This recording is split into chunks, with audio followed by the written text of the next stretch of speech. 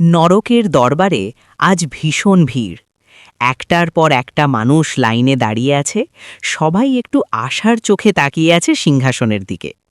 সিংহাসনে বসে আছেন যমরাজ, এক হাতে খাতা পেন, আরেক হাতে হিসেবের বই। চোখ দুটো কড়া, গুঁফ দুটো আরও কড়া। প্রথম লোকটাকে দেখে যমরাজ বললেন, বল, কি কি পাপ করেছিস?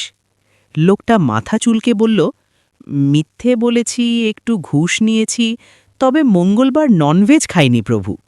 যমরাজ খাতা খুলে হিসেব কষলেন।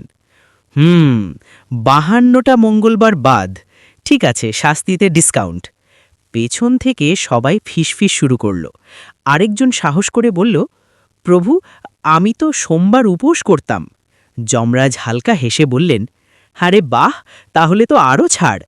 এভাবে নরকের দরবারে শুরু হয়ে গেল পাপের হিসেব আর ছাড়ের দর কষাকষি। শেষে যমরাজ বললেন, দেখো, জীবনটা যদি পুরো খারাপ না করো, তাহলে নরকেও একটু না একটু একটা সবুজ জঙ্গলে থাকত কয়েকজন ভালো বন্ধু। একটা ইঁদুর, খরগোশ, হরিণ, কচ্ছপ আর গাছের ডালে বসে থাকা দুই পাখি। তারা প্রতিদিন একসঙ্গে খেলত, গল্প করত আর একে অন্যের খেয়াল রাখত।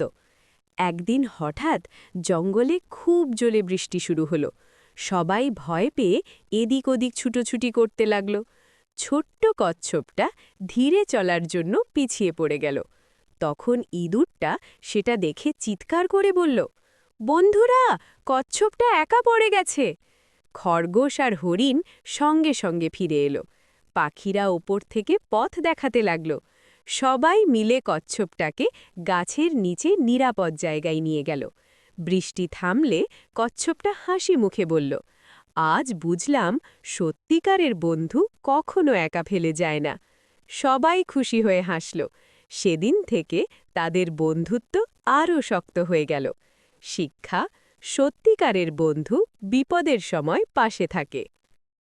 এসো, একটা গ্রামের ছোট্ট একটা গল্প বলি। আম গাছের নিচে বসে দিদিমা প্রতিদিন গ্রামের ছোট্ট ছেলে মেয়েদের গল্প শোনাতেন। একদিন তিনি বললেন, ভালো মানুষ হতে বড় কিছু লাগে না, লাগে শুধু ভালো মন আর মনের ভালোবাসা। আর সেই গল্প ছোট্ট ছেলেমেয়েরা মন দিয়ে শুনল। সূর্য ডুবে গেল, কিন্তু দিদিমার কথাগুলো তাদের মনে থেকে গেল, কারণ সেই গল্পই তাদের শেখালো মানুষকে বড় করে তার হৃদয়। এসো, একটা গ্রামের ছোট্ট একটা গল্প বলি। আম গাছের নিচে বসে দিদিমা প্রতিদিন গ্রামের ছোট্ট ছেলে মেয়েদের গল্প শোনাতেন। একদিন তিনি বললেন, ভালো মানুষ হতে বড় কিছু লাগে না, লাগে শুধু ভালো মন আর মনের ভালোবাসা। আর সেই গল্প ছোট্ট ছেলেমেয়েরা মন দিয়ে শুনল। সূর্য ডুবে গেল, কিন্তু দিদিমার কথাগুলো তাদের মনে থেকে গেল, কারণ সেই গল্পই তাদের শেখালো মানুষকে বড় করে তার হৃদয়।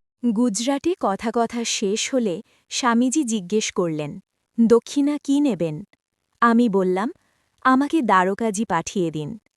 এক সেবক ছেলে, রামজি লাল, আমাদের নিয়ে যাওয়ার দায়িত্ব পেল।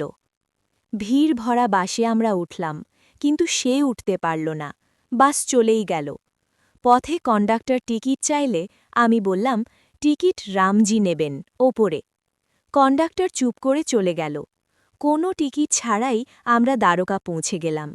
নেমে দেখি রামজিলাল বলছে সে টিকিট কাটেনি, ছাদেও ওঠেনি। কন্ডাক্টর বলল, আমি ভেবেছিলাম ওপরে ভগবান রাম বসে আছেন।